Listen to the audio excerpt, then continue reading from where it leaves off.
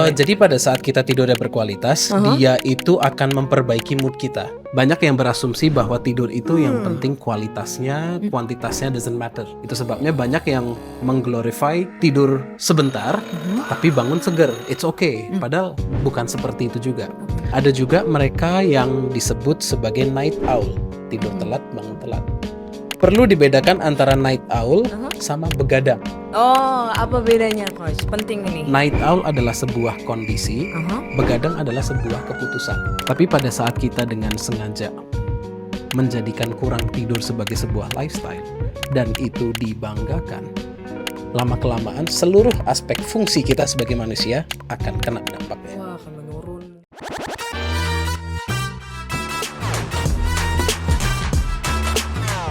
Welcome to K-Pods. Hari ini kita akan ngobrolin tentang tidur dan kira-kira gimana caranya untuk tidur yang benar bersama dengan Coach Sleep Educator.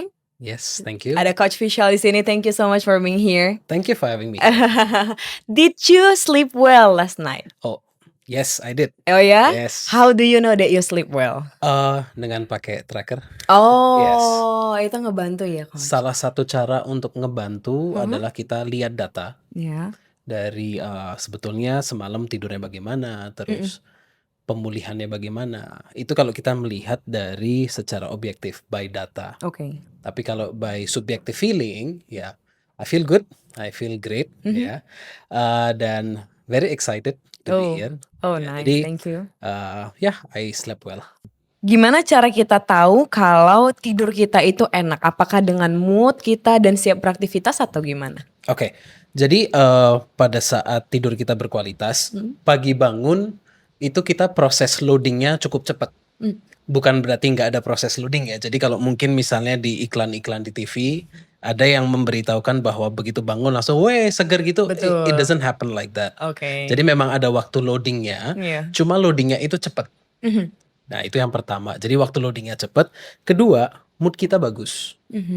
Ketiga, kita badannya itu enteng, bersemangat, berenergi tinggi.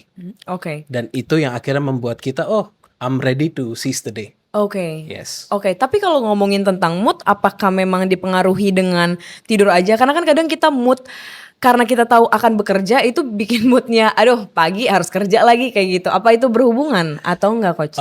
Jadi pada saat kita tidurnya berkualitas, dia itu akan memperbaiki mood kita. Karena salah satu fungsi dari tidur adalah memperbaiki kesiapan mental sama emosional for the next day. Oke. Jadi pada saat tidur kita bagus, kita akan lebih bisa quote-unquote mentoleransi stres yang ada di hadapan kita. Baik itu dari stres pekerjaan, Yes. stres berhubungan sama orang-orang yang mungkin tidak kita sukai, kita lebih punya toleransi lebih tinggi. Oke, jadi lumayan membentuk dan mengubah mood juga jadi lebih baik ya. Nah, kalau paginya apakah yang benar itu ya, Coach, bangun pagi dengan tenang? Karena kan ada orang yang bangun pagi langsung gerasa gerusuk. Yes. Apalagi kalau dibangun dengan alarm, pasti kita kan kayak kaget, abis itu cari HP segala macam. Nah, itu gimana, Coach? Well, bangun tidur yang kaget itu sepengetahuan dan sepemahaman saya itu bukan cara bangun yang baik. Oke. Memang bangun yang baik itu adalah bangun tidur, ya kan? Kita relax. Ya setelah itu mungkin kita cek HP dan sebagainya. That's besides the point. Oke. Tapi kalau bangun dalam kondisi dikagetin, Iya. alarm. Iya. Apalagi kalau alarmnya per 5 menit ada snooze, ya. Itu sangat nggak enakin banget Oh my God. untuk kesiapan kita. Moodnya juga bisa berantakan. Jadi bangun tidur yang baik itu lebih ke arah bangun yang lebih relax, lebih santai. Karena itu akan meningkatkan kesiapan kita untuk ya menjalani what's there in front of us. Yes. Dan seharusnya berarti kita bisa bangun ya, alert badannya untuk bangun tanpa alarm. Harusnya bisa. Sebetulnya tubuh kita itu punya kemampuan untuk bangun secara natural di pagi hari, dan setelah kita bangun tidur memang rasa alertness-nya itu tidak immediate seperti yang tadi saya bilang, ada proses loadingnya. Iya. Tapi loadingnya itu cepat. Oke. Ya, jadi rasa alert waspadanya itu akan datang, Oke. tapi tidak memerlukan waktu lama. Oke, berarti apakah dia juga karena dampak dari durasinya? Jadi kalau misalnya durasinya udah tepat dan itu udah cukup, jadinya bisa lebih cepat bangun apa gimana? Oke, good question. Saya ingin take a step back dulu deh. Karena mungkin di luaran sana masih belum banyak yang aware dengan Definisi tidur yang berkualitas itu seperti Oh apa? yes, please. Banyak yang berasumsi bahwa tidur itu yang penting kualitasnya, kuantitasnya doesn't matter. Mhm. Itu sebabnya banyak yang mengglorify tidur sebentar, tapi bangun seger. It's okay. Padahal bukan seperti itu juga. Oke. Ciri-ciri dari tidur yang berkualitas itu ada 3. Oke. Yang pertama, durasinya cukup. Mhm. Tanpa durasi yang cukup, tidur akan buruk kualitasnya. Oke. Ya. Dan durasi yang cukup ini di setiap orang akan berbeda. Tapi kalau kita bicara dari konsensus atau studi gambaran umum untuk orang dewasa, itu sekitar 7 sampai 9 jam rata-rata per malam. Rata-rata ya, oke. Yes. Dan kalau kita bicara rata-rata bukan berarti setiap hari harus tank 7 jam gitu, enggak juga. Akan ada momen di mana Anda misalnya tidurnya 7 jam 15 menit. Ada juga mungkin yang 6 jam 30 menit. Iya. Ada yang dapat 7,5 jam, and so on. Tapi kalau di rata-rata, masuk ke dalam durasi tidur yang cukup. Yes. Itu kriteria nomor 1. Oke. Kriteria nomor 2, semalam tidurnya pules. Pules bukan berarti sama sekali nggak terbangun. Terbangun sesekali it's okay, dan itu merupakan bagian dari tidur yang normal. Oh ya? Yes. Oh, jadi kalau misalnya kebangun sekali 2 jam? Nah, tergantung durasinya juga. Yang menjadi masalah adalah apabila kita terbangun tengah malam, setelah itu nggak bisa tidur lagi, atau untuk kembali tidur itu perlu waktu lama sekali. Iya, Nah, kadang itu yang menjadi masalah di situ. Oke. Kalau misalnya Anda terbangun sebentar, let's say harus ke kamar kecil, terus Anda kembali ke kasur dan bisa tidur lagi, that's not a problem. Oh, oke. Jadi walaupun terganggu sedikit jam tidurnya, tidurnya nggak apa-apa ya It's berarti ya, okay. Coach ya? Oke. Dan oke. itu memang istilahnya masih masuk ke dalam bagian pola tidur yang sehat dan normal, Iya. berdasarkan banyak sekali studi. Oke. Ya, jadi kriteria yang kedua adalah tidurnya pules. Tapi kalau repetitif gimana, Coach? Jadi 2 jam terus tidur sih cepet, tapi habis itu 2 jam lagi kayak keganggu. Kata orang diganggu hantu, Coach. Gitu aja kayak Nah, kalau itu mungkin udah di luar skop saya. Kalau bicara diganggu sama pihak ketiga. Iya, Tapi tidak kita perlu ya. bisa mengevaluasi hal-hal apa aja yang bisa mengganggu kelangsungan tidur kita. Contoh misalnya kamar yang panas. Oh. Itu bisa mengganggu tidur kita. Bisa mengganggu kontinuitas tidur kita. Iya, Itu yang iya, pertama. iya. Kedua, mungkin sebelum tidur kita kurang rileks. Jadi mungkin kita sedang banyak stres dan stresnya itu kita bawa tidur. Wow. Jadi boleh kita tuh ya. bisa aja tidur tapi tidurnya itu jadi lebih dangkal dan lebih mudah kebangun. Itu yang kedua. Yang ketiga mungkin ada gangguan dalam bentuk suara. Betul. Seperti Yang tadi. suara yang tadi. Oke. Atau mungkin dari cahaya, atau mungkin dari pasangan Anda. Oh. Itu bisa menjadi gangguan. Karena gini, kalau kita bicara tidur sama pasangan, itu sangat tricky karena profil tidurnya berbeda. Oh, benar. Bisa juga Anda tidur duluan dan pasangan Anda baru tidur setelah 2 jam misal. Nah, pada saat dia naik ke atas kasur, dia bergerak dan itu mengganggu Anda. Bisa jadi. Iya. Nah, kalau udah seperti itu kan bukan berarti ganti pasangan kan. Waduh. Ya, kita perlu evaluasi yang mengganggu kelangsungan tidur kita itu apa. Dan dari situ baru kita cari solusinya. Oke. Yes. Let's say kalau misalnya mengganggu itu adalah suhu. Iya. AC-nya bisa kita kecilin suhunya supaya lebih dingin. Oh. Atau kalau misalnya AC-nya sudah mentok, ya udah mungkin kita lepas selimut. Karena bisa aja itu mengganggu. Jadi perlu kita cek faktor apa yang mengganggu. Ya, oke. Seperti itu. Berarti itu kriteria kedua ya. Kedua. Yang ketiga adalah bangun tidur seger. Nah, itu tadi. Tidurnya restoratif. Oke. Nah, itu adalah 3 kriteria dari tidur yang berkualitas. Durasi cukup, Durasi. tidurnya pules, bangun tidur seger. Oke. Berarti kalau misalnya kita udah bisa evaluasi ya kalau ternyata kita tidak memenuhi ini dalam tidur kita sehari-hari, mungkin there's something wrong with our Yes, sleep ada yang bisa routine gitu dievaluasi. ya. Ada yang bisa Yes. dievaluasi. Oke, tadi menarik juga mengenai environment tidur ya. Yes. Kalau misalnya aku pernah dengar nih, Coach. Jadi katanya kalau mau tidur sebenarnya semakin sedikit barang yang berada di samping kita itu semakin nyenyak tidurnya. Apakah berpengaruh atau enggak? Mungkin person to person akan berbeda, tapi yes, yang saya pelajari juga, kamar yang bersih, tidak banyak barang yang berserakan dan berantakan, Oke. itu tidak men-trigger atau tidak merangsang secara sensori visual. Oke. Karena untuk sebagian orang melihat barang berserakan di mana-mana, buat mereka tuh, aduh, it's so dirty, Iya it's so iya iya. messy. Iya iya Dan iya. Messi untuk orang tersebut, bukan Messi Ronaldo. Messi untuk orang tersebut itu adalah hal yang tidak menciptakan kenyamanan. Nah, Iya tanpa iya iya. sebuah rasa nyaman, dia akan merasa Resah nggak kalau lebih tidur resah, ya, benar yes, benar bisa lebih benar. resah. Kira-kira, tempat atau misalnya environment yang sleep friendly yang bisa kita usahakan yang gimana, Coach? Oke, kalau bicara dari kriterianya apa aja, Iya, yang satu kamarnya bersih, oke. ya. Terus minim cahaya. Minim cahaya Saya justru ya? tidak bilang harus pure gelap, karena ada sebagian orang yang takut tidur di kamar yang gelap. Benar benar. Dan that's okay, kita bisa pakai lampu tidur yang remang-remang, and itu bisa menjadi solusi untuk mereka yang takut dengan kegelapan. Iya. Itu yang kedua. Yang ketiga, minim suara. Oh, oke, Minim suara, berisik dari luar dan sebagainya, itu bisa mengganggu. iya, Karena kalau orang tersebut adalah seorang light sleeper, ya dengar suara sedikit dia kebangun. betul, kebangun. Yang keempat, kualitas udaranya bagus. Oke. Karena kalau kualitas udaranya tidak bagus, kita akan bukan kita, badan kita itu akan bekerja keras. Bekerja lebih keras untuk bisa bernafas secara bagus. Oke, Karena jadi kalau berpengaruh. banyak sekali partikel-partikel polutan yang kita hirup pada saat tidur, Iya, itu kan membuat paru-paru kita bekerja lebih keras. betul betul. Sehingga menyulitkan tubuh untuk masuk dalam mode yang benar-benar rileks. Jadi I kualitas see. udara memang menjadi salah satu kriteria untuk tidur kita bisa benar-benar optimal. Oke oke oke. Itu sebabnya juga kenapa kamar yang bersih, kamar yang rapi, tidak banyak menjadi sarang debu. Supaya tidur kita bisa lebih bagus. Apalagi kalau orang tersebut punya riwayat alergi. Oh, Tambah betul repot kan? juga. Betul betul Ya betul. kan? Mungkin Gitu. berarti bisa kita lihat ya kalau misalnya tadi udah disebutin kriterianya, mungkin kita bisa evaluasi nih kira-kira apa yang bikin Yes. kita tidurnya Yes. susah. Yes.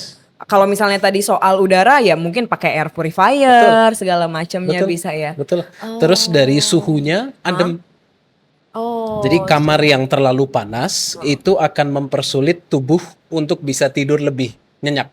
I see. Ya. Mungkin kalau yang kayak aromatik yang sering dipakai untuk tidur itu apakah berpengaruh juga? Itu bisa berpengaruh dalam konteks menciptakan relaksasi. Oh, oke. Jadi it's not a deal breaker kalau kita tidak menggunakan semacam aromaterapi. Itu it's not a deal breaker. Oke. Tapi untuk sebagian orang dengan mencium aroma tertentu, mereka jadi lebih relax. And that's okay. Oke, oke. Jadi kalau mereka mau menggunakan aromaterapi dengan scent tertentu, ya silahkan aja. Oke, oke. Jadi lebih ambience-nya aja yang Yes. dibentuk ya. Kalau Yes. kayak spray segala macam itu sebenarnya tidak terlalu ini Oh, itu ya, Coach ya? pengaruh. Oh ya? Pengaruh, Spray pengguna. MU bisa nggak sih bikin tidur lebih nyenyak? Jadi gini, spray itu kan membantu kita meregulasi suhu tubuh saat tidur. Oh iya. Spray yang menciptakan panas, itu akan mempersulit kita tidur lebih dalam.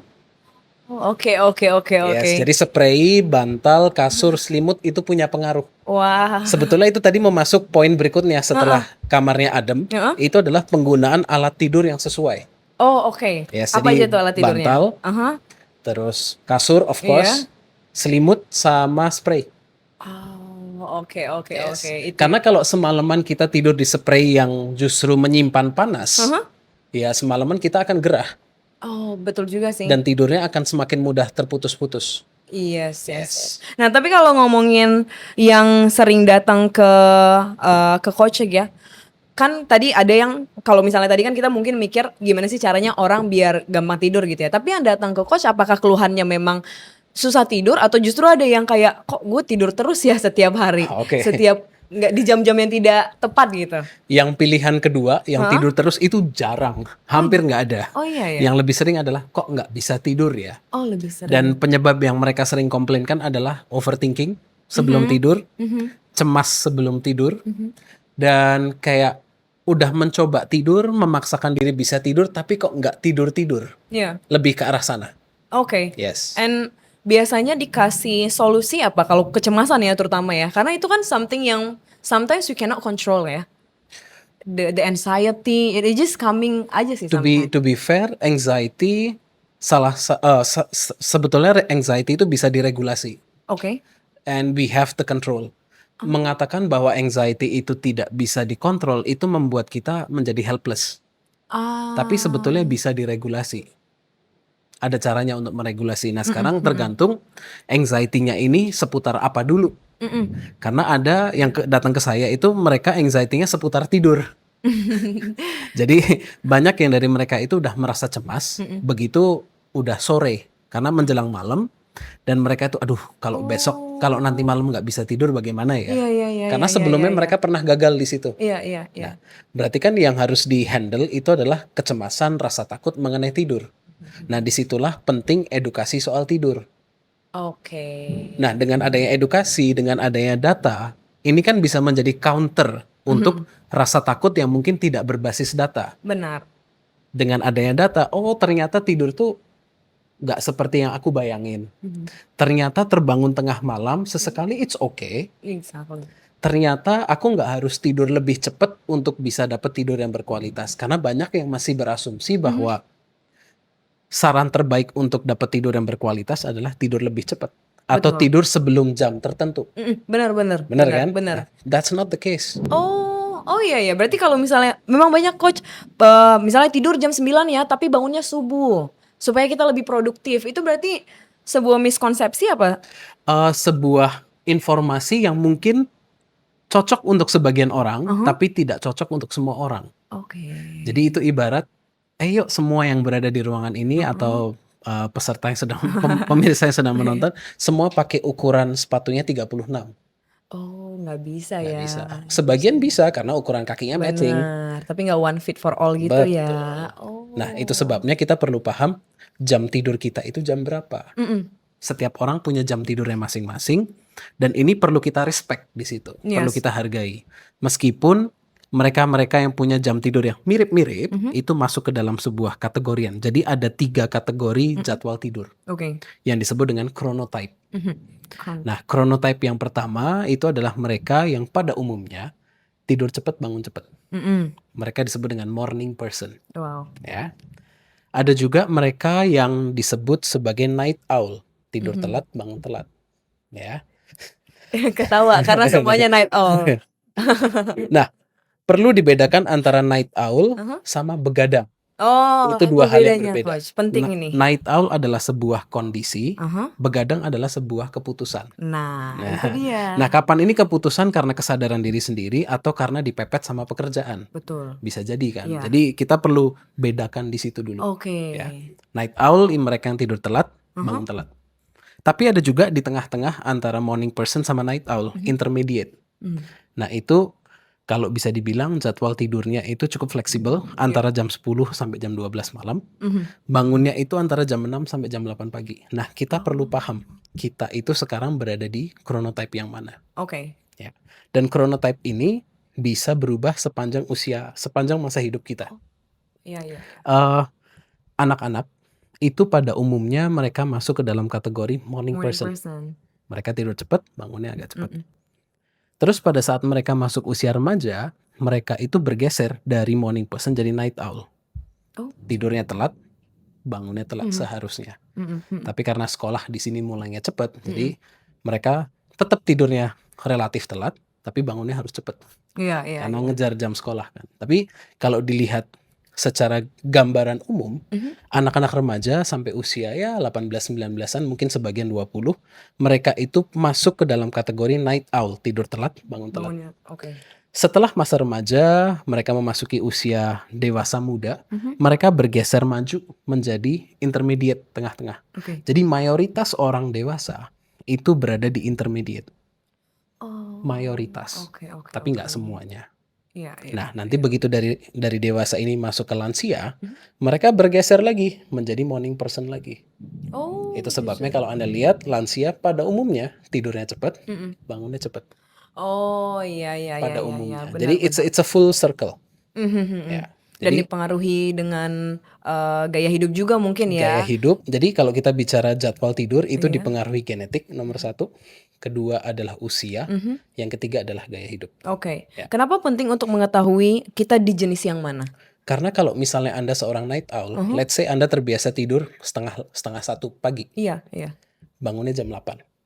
Proses tidurnya mudah, tidurnya pules, bangun tidur Anda segar. Berkualitas nggak?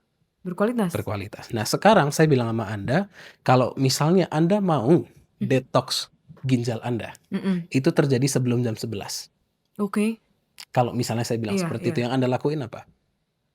Tidur Sebelum jam? sebelum jam 11. Anda naik ke kasur jam?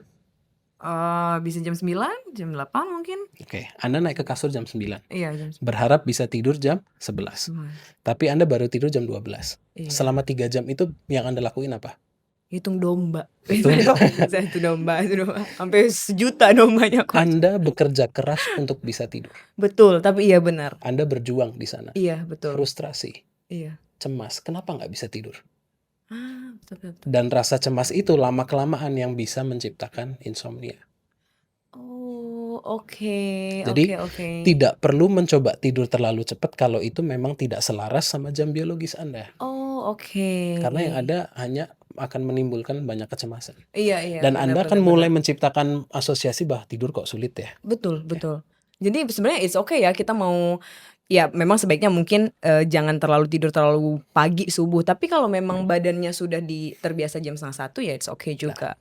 Banyak yang juga berpersepsi bahwa night owl berarti tidurnya di atas jam 2, 3 pagi itu nggak apa-apa. Enggak juga. Oh, oke. Night owl itu juga ada cut off-nya. Oke. Kalau berdasarkan studi yang saya pelajari, cut off night owl atau range night owl itu di atas jam 12 sampai mendekati jam 2. Oh, oke. Itu gambaran night umumnya. owl. Oke. Dan bangunnya itu antara jam 8 sampai jam 10 pagi. Iya. Berarti saya night owl. Oke, kalau misalnya yang tadi keputusan untuk begadang, ini banyak juga kayaknya coach. Kak, kalau misalnya pertanyaan ini dulu deh, seberapa buruk kalau kita memilih untuk begadang? Begadang berarti kan kita dengan sengaja memutuskan untuk tidak mendapatkan tidur yang berkualitas, ya kan? Karena banyak yang pada saat mereka begadang, tubuh udah terbiasa bangun di jam tertentu. Iya. Akibatnya tidurnya jadi singkat. Tidurnya jadi singkat, bangun itu energinya masih belum ke-recharge. Seharian itu mereka mengandalkan kafein untuk bisa perform, ya kan? Yang terjadi apa? Tubuh mereka pada saat tidurnya itu tidak berkualitas, lebih mudah stres. Oke. Karena tubuh yang tidak mendapatkan tidur yang berkualitas itu tidak mendapatkan pemulihan secara sistem saraf. Organ-organ juga bekerja lebih keras the next day karena mereka belum dapat break time mereka. Oke. Ya, jadi dari kerja kemarin belum dapat break, disuruh kerja lagi. That's why mungkin orang-orang yang kurang tidur juga suka marah ya. Maksudnya cenderung lebih seneng, Oh lebih iya. mudah Ini marah. ini saya belum masuk ke aspek emosional sama mental. Ini baru fisik. Iya. Secara sistem saraf mereka itu lebih stres. Oke. Ya kan? Jantung bekerja lebih keras. Terus energi juga lebih mudah ngedrop. Dari segi imun lebih mudah atau resiko terserang penyakitnya lebih tinggi karena imunnya jadi ngedrop. Dari aspek mental kita jadi lebih slow dalam berpikir. Kita nggak bisa berpikir secara jernih. Nggak konsen. Kita lebih sulit mengingat data-data yang kita penting. Sulit konsen, benar. Iya. Lebih banyak. Oh, ngangong kalau kata Yes, orang ya. yes. Iya. Dari segi emosional kita sulit bersosialisasi. Karena ada bagian dari otak yang ke-trigger dan ini menjadi hiperaktif. Nah, bagian otak ini adalah amigdala, fear center yang membuat kita melihat sesuatu dari kacamata stres, membuat kita lebih defensif, lebih sulit menerima kritikan dari orang, Oke. lebih sulit menerima yaitu kritikan, terus input. Kita lebih sulit untuk bersosialisasi, kita lebih susah berempati, I see. sumbunya jadi pendek, senggol dikit kita bacok, Betul. lebih ke arah sana. Oh, oke. Jadi tidur itu, well, this is the good side. Pada saat kita mendapatkan tidur yang berkualitas, seluruh fungsi kita sebagai manusia, fisik, mental, emosional, semuanya dapat manfaatnya. Tapi pada saat kita dengan sengaja menjadikan kurang tidur sebagai sebuah lifestyle, dan itu dibanggakan, lama-kelamaan seluruh aspek fungsi kita sebagai manusia akan kena dampaknya. Wah, akan menurun mungkin juga ya. Oke, kalau misalnya orangnya harus begadang atau misalnya orang yang mau nonton bola deh. Oke. Coach, kan kalau biasanya bola liga yang di luar mungkin mainnya baru jam 2 malam. Nah, apakah better orang-orang ini atau mungkin orang-orang yang ini ya kuliahan kan biasanya nugas tuh Ya. ada yang gini coach. Jadi yaudah deh gue tidur jam 9 sampai jam 1, jam 1 nanti bangun siap-siap, jam 2 nanti mulai nugas atau mulai nonton sampai jam 4.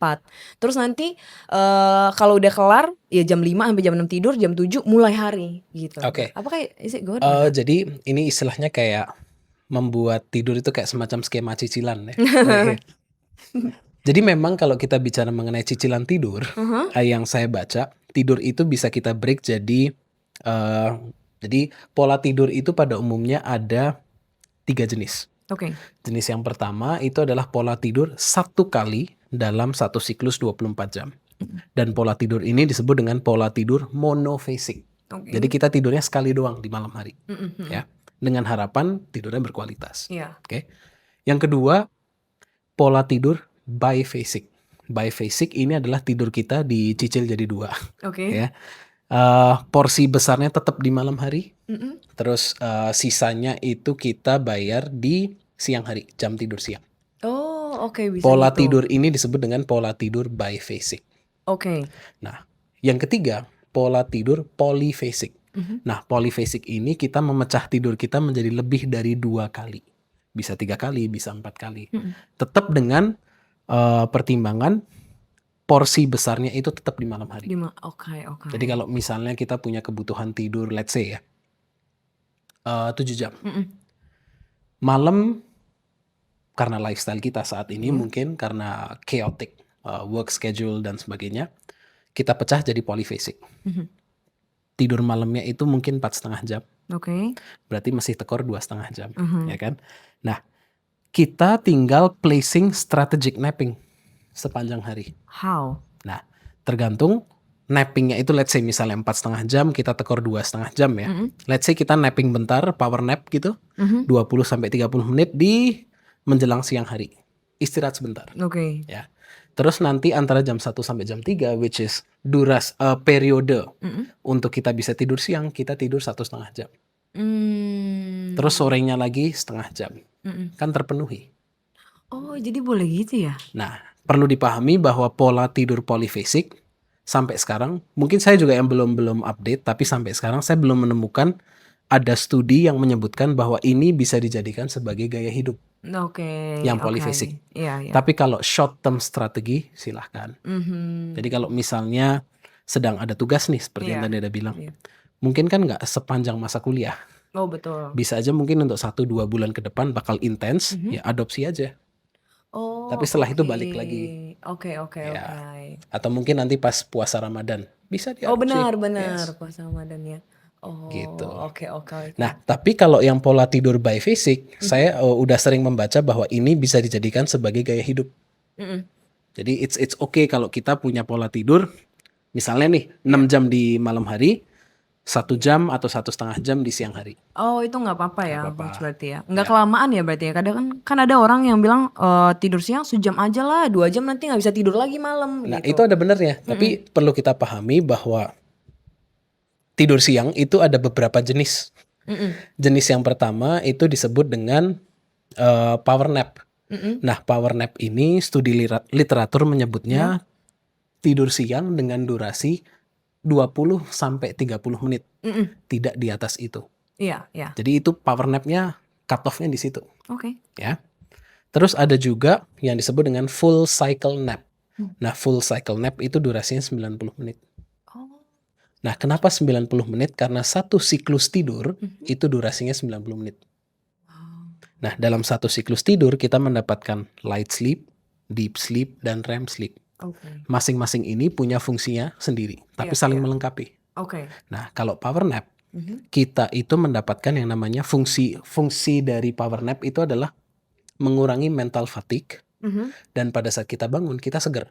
Oh, that's why power nap ya. Yes. Karena Karena beban yang ada di otak kita itu rilis gitu ya. Rilis. Oh, oke. Tapi Oke. tidak menciptakan sebuah rasa grogginess, rasa letoy, ya. Tidak menyebabkan pada saat bangun badannya kenapa berat ya. Iya, Nah, benar-benar. power nap tidak menyebabkan hal tersebut. Oh. Tapi kalau full cycle nap, itu ada kemungkinan Anda merasakan yang badan berat. Oh, Nah, gitu kan. itu disebut dengan sleep inertia. Oke. Sebuah resistensi yang muncul setelah kita bangun dari tidur. Sebelum akhirnya kita bisa berfungsi kembali secara normal, ada rasa kayak berat banget badannya. Oh. Yes. Oke, iya kadang juga kalau misalnya bangun tidur siang, kadang bisa deg-degan banget, parah gitu, Coach. Jadi kayak, apa ya, apa mungkin karena kita ninggalin kerjaan ya, jadi Bisa pas jadi. bangun, aduh kok apa yang nggak selesai, Bisa kayak cemas jadi, gitu. bisa jadi. Tapi kembali lagi, Heeh. 2 jenis nap, yaitu power nap 20 sampai 30 menit, tidak menciptakan sleep inertia, ya. Sedangkan full cycle nap, memang dari segi pemulihan lebih bagus yang full Full cycle nap. cycle, oke. Tapi ada kemungkinan kalau full cycle nap-nya ini terjadi di waktu yang nggak sesuai, bisa mengganggu jam tidur malam. Oh, oke. Karena kita sudah mendapatkan pemulihan yang cukup. Ibarat kita nge-charge HP, ya udah cukup nge-charge-nya malam, nge-charge-nya nanti lagi deh, nggak perlu cepet-cepet.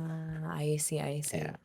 Ini aku mencoba untuk mengumpulkan beberapa pertanyaan, Coach. Yes. Jadi coba nanti kita bicarakan apakah ini mitos atau mungkin ada memang fakta, ada datanya ya. Kalau yang pertama dibilang, apakah apakah bermimpi termasuk indikator bahwa tidurnya nyenyak? Oke. Ya. Mau langsung dijawab dulu? Boleh? Oke. Jadi bermimpi itu merupakan bagian dari tidur yang berkualitas. Yes. Tergantung mimpinya apa. Oh iya, tergantung mimpinya Tergantung apa ya? mimpi. Ya kalau kita mimpinya mimpi buruk, ya itu kan berarti sebelum kita tidur ada suatu hal yang kita bawa nih sampai tidur. Misalnya ada kecemasan soal pekerjaan, kecemasan soal pasangan atau kondisi misalnya finansial dan sebagainya. Iya. Itu kan belum terregulasi. Itu kan akhirnya ada di pikiran dan besar kemungkinan itu kebawa mimpi. Oh, Besar kemungkinan. Oke, ya jadi kan? harus diregulasi dulu Oh ya, ya, maksudnya untuk mengurangi mimpi buruk nih, mengurangi resiko mimpi buruk. mengurangi Yes. resikonya. Nah, Oke. bermimpi itu merupakan hal yang terjadi di fase tidur REM, Rapid Eye Movement. Oke. Dan di saat itu kita bermimpi, dan pada saat kita bermimpi, tubuh kita itu dilumpuhkan atau disebut dengan muscle atonia. Alasannya cukup straightforward sih. Iya. Kenapa tubuh kita dilumpuhkan pada saat kita bermimpi, ya supaya kita tidak melakukan apa yang sedang kita mimpikan. Oh. Anda bisa bayangin kalau Anda mimpinya sedang menjadi seorang Avengers Iya, atau terbang gitu-gitu ya kadang mukulin ya. lawan, Oh, benar Anda mukulin tidur sama juga. pasangan, Oh iya. tubuh nggak dilumpuhin, Anda tahu siapa yang jadi korban? Nah, bukan pasangan, tapi Anda yang jadi korban nanti. Betul. Nah, itu yang terjadi pada saat kita sedang tidur bermimpi di fase REM. Iya. Nah, yang sering terjadi juga adalah yang disebut dengan ketindihan Oh iya. atau sleep paralysis. Nah, sleep paralysis ini terjadi pada saat kita terbangun dari fase bermimpi, tapi tubuh masih lumpuh. Oh. Jadi kita sudah terbangun tapi tubuh masih dalam kondisi lumpuh. Usually it happens untuk beberapa detik hingga beberapa menit. The key is nggak usah panik duluan. Iya, benar. Dan ya, berarti itu merupakan bagian dari tidur bermimpi, dan tidur bermimpi merupakan bagian dari pola tidur yang berkualitas. Oke. Fungsi utama dari REM sleep itu adalah emotional healing. Jadi pada saat kita bermimpi, kita itu sebetulnya sedang mengulang kembali kejadian yang pernah membuat kita trauma atau stressful. Iya. Jadi kejadian itu diulang lagi di otak kita. Yes. Tapi tanpa embel-embel reaksi stresnya. Jadi kalau kita sedang menghadapi sesuatu yang stressful, tubuh kita kan merespon. Nah, respon tubuh itu kan membanjiri tubuh dengan kimia, cairan kimia atau reaksi kimia, ya kan? Kortisol naik, adrenalin naik, dan sebagainya. Nah, pada saat kita tidur, kejadian tersebut diputar ulang, tapi tanpa reaksi stresnya. Oke. Sehingga apa yang terjadi lama-kelamaan, kita bisa melepaskan eratan emosi dari kejadian tersebut. Dan itu yang akhirnya membantu kita bisa bilang, I have moved on. Oh, oke. Ya. Jadi kan kalau kita move on kan berarti kejadian yang sama, mungkin kita sedang melihat kejadian yang sama, atau kita keinget kejadian yang waktu itu, tapi kita udah tidak bereaksi. Betul. Oh, that's Nah, itu fungsi dari tidur bermimpi, salah satunya.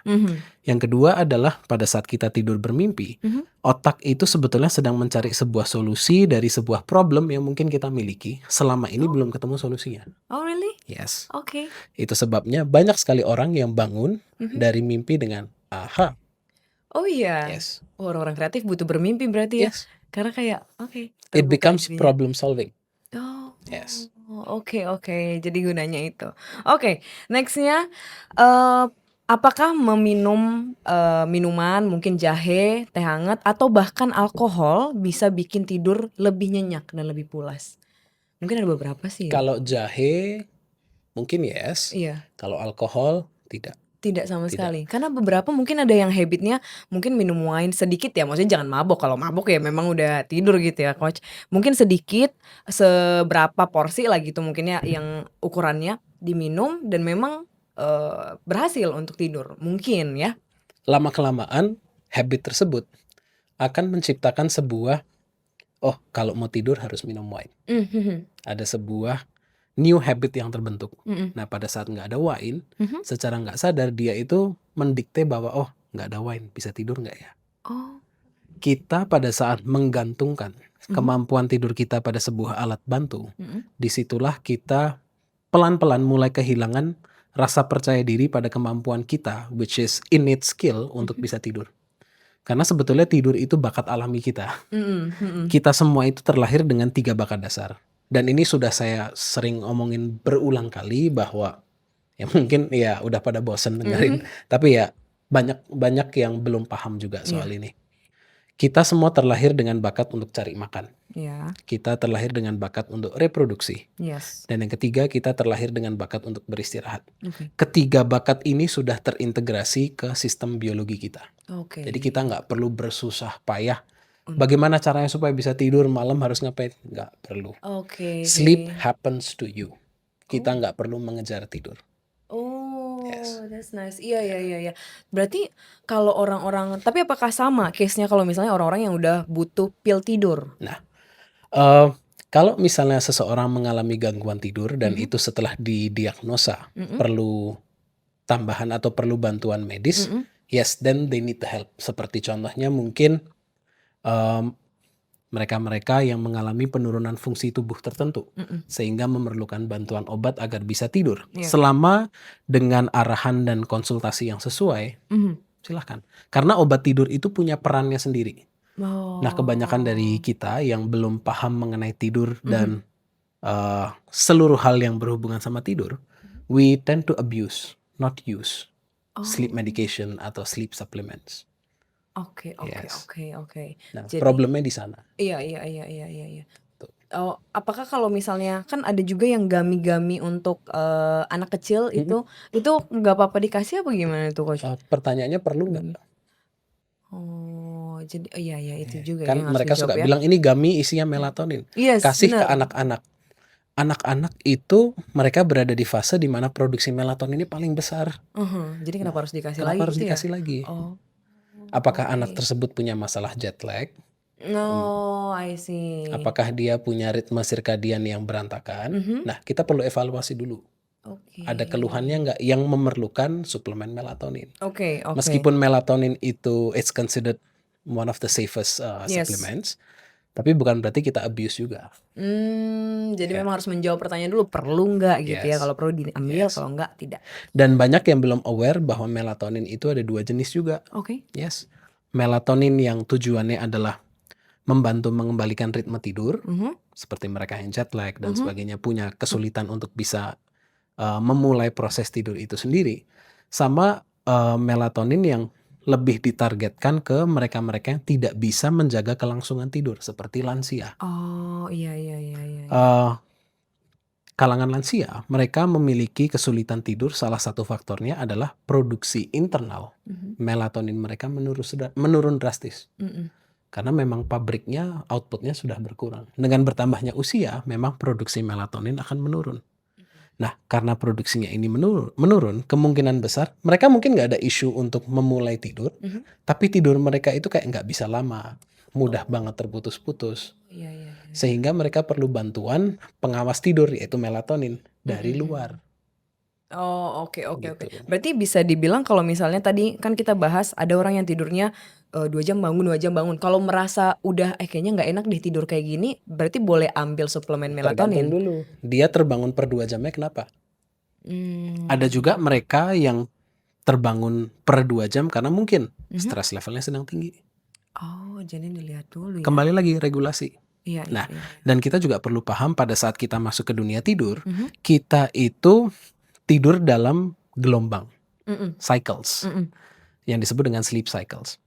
Bukan Wim cycle. Bad joke. Jadi sleep cycle itu berdurasi sekitar kurang lebih 90 menit pada umumnya. Oke.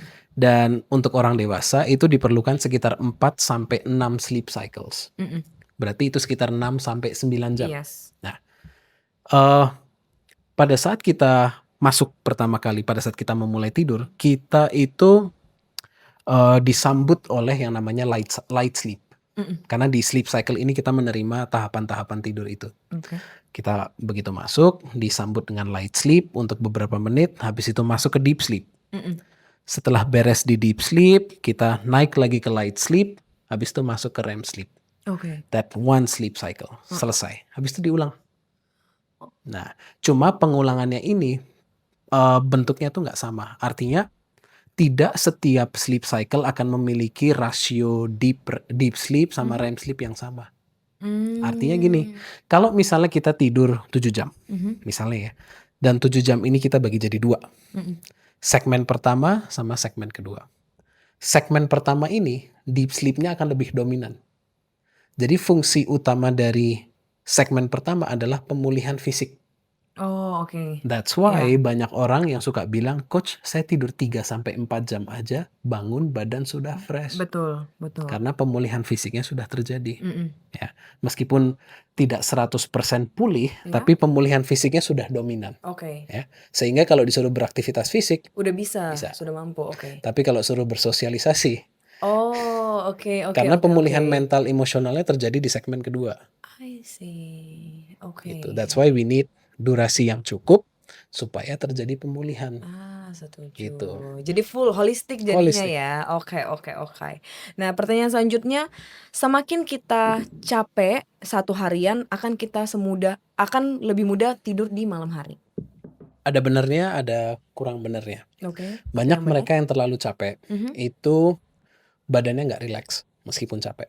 Iya. Karena sering lagi kayak sering gitu. ya. Nah, salah satu alasannya karena badannya masih berada di kondisi simpatik sistem saraf. Jadi sistem saraf kita itu kan ada 2 cabang. Yang berurusan sama stres ada 2 cabang. Oke. Cabang yang pertama itu cabang simpatik, yang tujuan utamanya adalah mempersiapkan kita untuk action mode. Ya. Cabang yang kedua disebut parasimpatik, yang fokus utamanya adalah membantu kita isi ulang energi, istirahat, mencerna makanan, dan sebagainya. Iya. Pada saat kita banyak melakukan aktivitas fisik sepanjang hari, berarti kan kita banyak menghabiskan waktu di action mode. Nah, masalahnya kita itu suka lupa bahwa actionnya itu udah beres, tapi tubuh kita masih stuck di action mode. Oke. Sehingga kalau kita mau tidur, itu sulit banget meskipun udah capek. Karena badannya masih stuck. Sehingga sebetulnya ini perlu ditransisi dulu. Dari sympathetic action mode ke parasympathetic rest and digest mode. Dengan cara? Salah satu caranya dengan meregulasi pernafasan bisa. Oh, Yes. oke. Itu sebabnya kenapa setengah jam atau 1 jam sebelum tidur, do your me time. Tujuannya apa? Relaksasi, transisi biar terjadi. How to do it? Without phone atau kadang Setiap orang akan punya teknik relaksasinya masing-masing. Oh, oke. Jadi saya nggak bisa bilang bahwa teknik ini is one size fits all. Iya. Untuk sebagian orang mungkin mereka bisa journaling, Oh, bisa. that's one of a way ya. Terus bisa dengerin podcast, ya kan? Nah, hopefully one day this episode bisa menjadi please. Siapa tahu ada yang butuh ya. ada yang bisa menenangkan gitu ya. Terus ada mungkin yang mandi air hangat, Oh, oke. ada yang mungkin nonton. Oh, nonton juga termasuk relaksasi berarti. Bisa jadi selama kita tidak tidak kebablasan. Jadi kalau misalnya kan sekarang yang sedang mengikat perhatian kita kan Stranger Things season 5 ya kan. Dan itu kan per episodenya lama banget tuh ya kan. Nah, seandainya kita nonton 1 episode beres dan memang kita udah ngerasa ngantuk, udah jamnya tidur kita, ya udah selesai, lanjut besok. Oke. Nah, yang menjadi masalah adalah setelah selesai 1 episode, next. Karena kita kepo, ada rasa ingin tahu ya. Oh. Jadi oke, kita oke. itu jadi terikat secara Iya, attention di iya. sana. Nah, itu yang membuat tidur jadi berantakan. Oke. If you ask me, Yes. ritual malam saya apa? Nonton. Oh ya? Yes. Nonton apa kira-kira? Kan, Satisfying video ya biasanya. enggak, Ada enggak. satisfying video. Enggak, Stranger Things sudah selesai. Oh iya. Sekarang sedang ngelanjutin Tulsa King season 2. Oh, oke. Ya. Jadi nonton, nanti mungkin satu episode bisa tertidur aja, Coach. Kalau memang udah jam tidur saya, jadi Iya, saya iya. punya jadwal tidur itu antara 10:30 sampai jam 10:30. Itu range-nya. Oke, oke, oke. Bangun paginya itu sekitar jam 5:45 sampai 6:30. Dan ini konsisten Senin sampai Minggu. Wow. Nah, konsistensi jadwal tidur merupakan salah satu penyumbang gimana kita bisa tidur berkualitas dengan mudah. Jadwalnya konsisten. Harus dibikin konsisten ya. Sebisa mungkin konsisten. Oh, oke, oke. Ya. Kalau misalnya ada orang yang udah keburu berantakan jam tidurnya, jadi memang harus tidur jam 4 pagi gitu, dan dia mau menormalkan lagi tidurnya, kira-kira apa yang bisa dilakukan? Bisa konsul ke saya dulu. Dan oke, itu Dari dulu. situ baru kita cek yang bisa dibenerin pertama kali apa. Karena gini, kalau kita berusaha, as a coach saya Iya. pernah juga berhadapan dengan klien yang banyak sekali hal yang harus dibenerin. Nah, yang saya lakukan adalah oke, saya kasih lihat apa yang harus dibenerin, terus saya bilang ke klien, yang bisa kamu benerin sekarang yang mana dulu. Oh, Karena kalau semua dibenerin, dia yang kelabakan. betul, betul, betul. Pilih salah satu yang paling mudah. Karena kalau itu mudah, berarti it's slightly effortless. Begitu dia ngerubah, pelan-pelan mulai ada perubahan. Nah, oke, udah ngerasain tuh perubahannya kan. Saya tanya, do you feel a difference? Oh yes, oke. Saya jelasin kenapa perubahan ini bisa terjadi. Terus oke, berarti kamu sudah ngerasain the first win ya. Yes. Yep, next win. Oke, Pelan-pelan. satu-satu ya, one step at a time. Yes. Tapi kalau misalnya ada nggak tips yang memang mungkin bisa dilakukan secara general gitu ya, Coach? Ya. Misalnya kalau pagi ya udah dipaksain aja bangun dan langsung beraktivitas gitu misalnya, atau apa gitu kira-kira? Nah, kalau misalnya saran yang selalu saya berikan ke klien kalau berurusan sama jam tidur, sama jam bangun, usahakan bangun di 1 jam yang relatif sama, tapi begitu bangun nggak terburu-buru.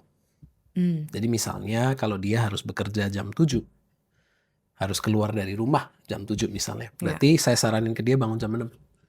Oke. Nah, dari dia bangun jam 6, dia punya waktu yang luang untuk me time di pagi hari. Nah, di me time pagi hari ini, salah satu saran yang buat saya non-negotiable yang saya berikan ke mereka adalah cari sumber cahaya terang. Oh, oke. Nah, sumber cahaya terang ini bisa membantu dia untuk meregulasikan ritme sirkadian. Nah, ritme sirkadian ini akan membuat pola tidurnya jadi semakin bagus. Oke. Nah, pada saat dia sudah melakukan hal tersebut, lama-kelamaan tidurnya akan jadi semakin reguler. Itu yang bangun di jam yang sama, mau itu weekday, weekend, kalau saat ini tidurnya sedang berantakan. Iya, iya. Nah, memang kalau di awal-awal coaching dan perbaikan pola tidur, memang harus lebih strict. Tapi begitu udah mulai biasa, ya udah terbiasa, udah santai aja. Oke, oke. Dan direkomendasikan untuk mencari yang alami ya berarti ya. Maksudnya sinar kan ada banyak sebenarnya, kayak hidupin lampu mungkin, tapi better memang sinar matahari. Sinar matahari. Tapi kalau misalnya memang mataharinya belum terbit, ya Anda bisa nyalain lampu ruangan, tambahin sedikit gerak tubuh.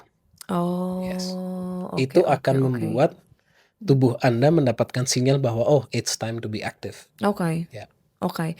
Tapi kalau misalnya tadi kan kita ngomongin tentang tidurnya orang ya. Nah, aku penasaran apakah coach ini mempelajari tidur karena dulunya juga ternyata sulit tidur, atau what makes you study sleep? Oke. Saya pernah mengalami 2 kali dalam hidup saya momen sulit tidur. Pertama waktu jet lag di tahun 2013. Dan jet lag itu benar-benar mengubah arahan hidup saya. Oh, oke. Yes, karena sebelumnya saya orang finance.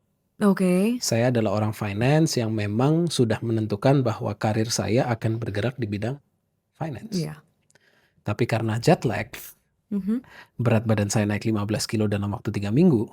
Wow, sampai segitunya kok. Sampai segitunya. Tapi waktu itu saya nggak ngerti urusan jet lag sama berat badan itu apa. Waktu itu saya nggak ngerti, ya kan?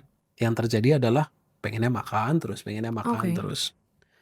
Karena naik 15 kilo dalam waktu 3 minggu, akhirnya saya mutusin, ya udah sebelum kembali ke dunia finance, kurusin badan dulu, ya kan? Karena ya in my head orang-orang finance penampilannya menarik. Benar. Begitu pakai jas, lihat oh Yes. ini cocok nih di Iya, dunia iya, iya. finance ya kan. Closingnya juga bisa lebih mudah. Betul. With that mindset, saya masuk ke gym, ikutin pola diet. Waktu itu diet yang sedang famous adalah dietnya Mas Dedi, OCD. Oh, oke. Oh, saya langsung ikutin. Iya. Tapi waktu itu karena saya telan mentah-mentah, tidak saya pelajari lebih dalam karena desperate.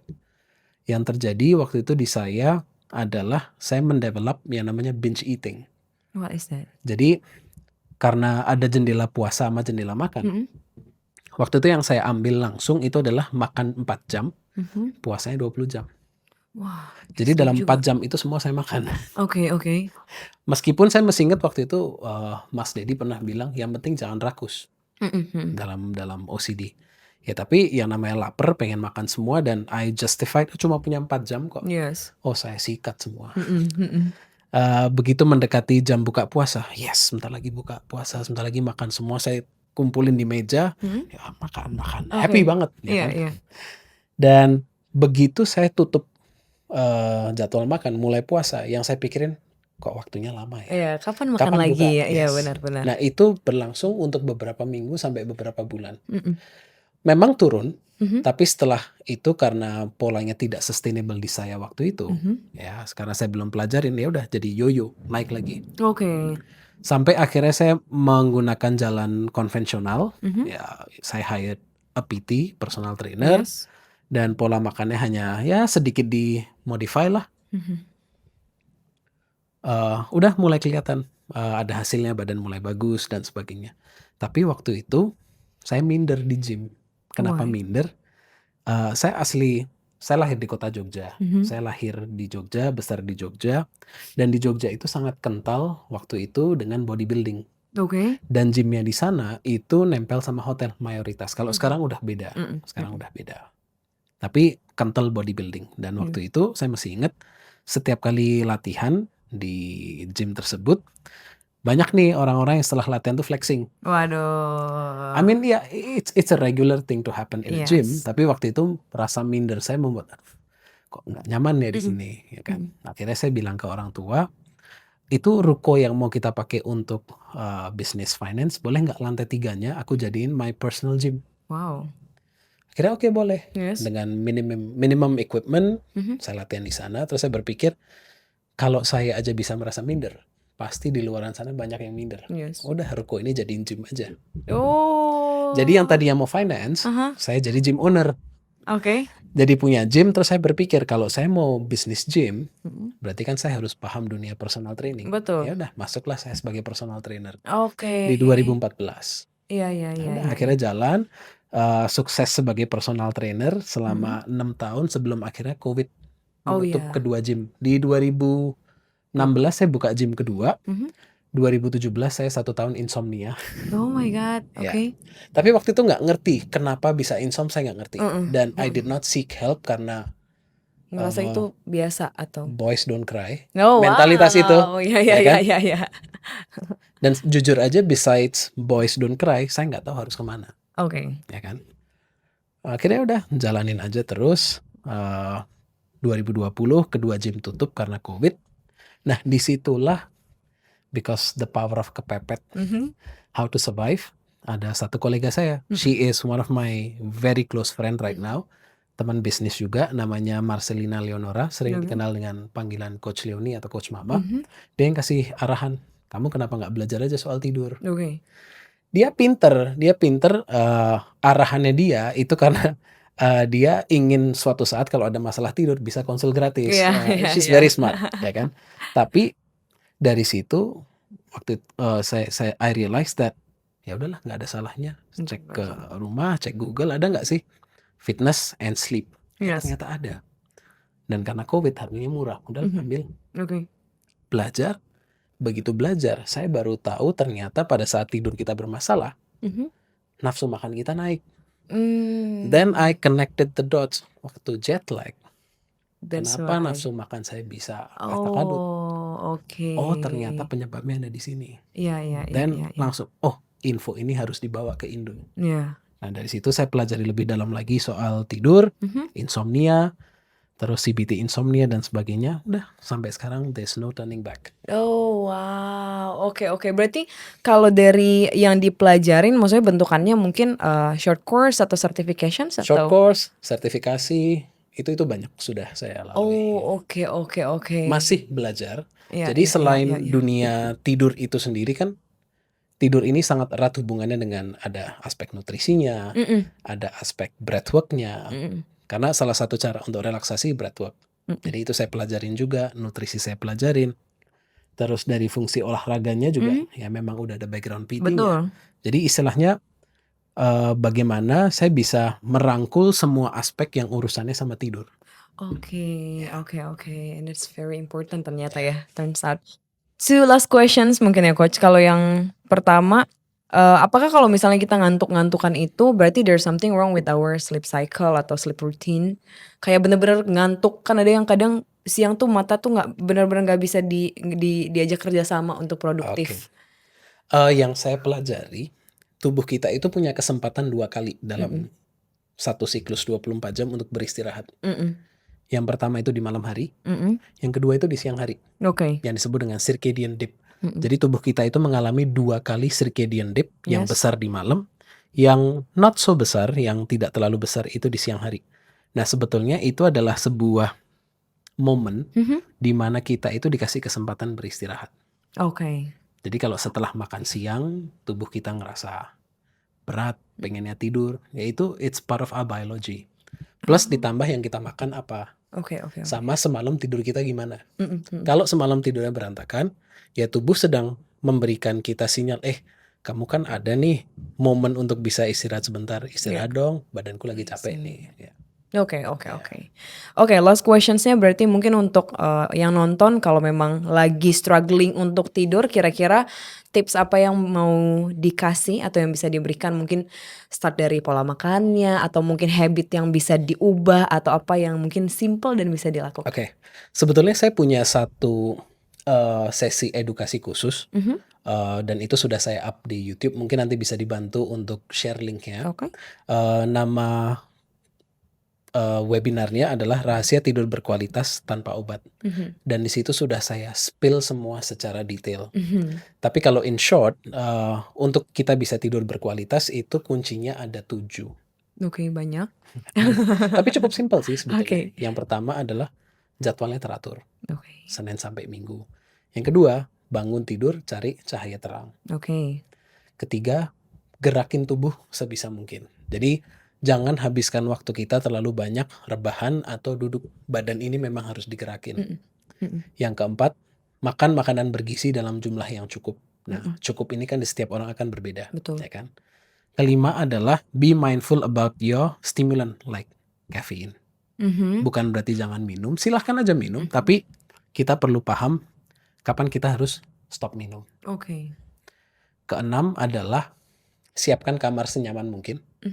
Dan yang ketujuh, sebelum tidur, relax. Relax. Ya. Semua ini sudah saya jabarin secara detail di webinar tersebut. Oke. Ya. Dan hopefully yang dengar mungkin udah tahu ketujuhnya, mungkin udah bisa dievaluasi dan mungkin udah bisa di-apply juga ya satu-satu caranya. Hopefully. Yes. Thank you coach. Thank you. Terima kasih banyak sudah sharing. Terima kasih. Semoga tidurnya juga terus nyenyak dan semoga yang nonton juga tidurnya bisa nyenyak. Terima kasih teman-teman. Sampai ketemu di episode selanjutnya. Bye.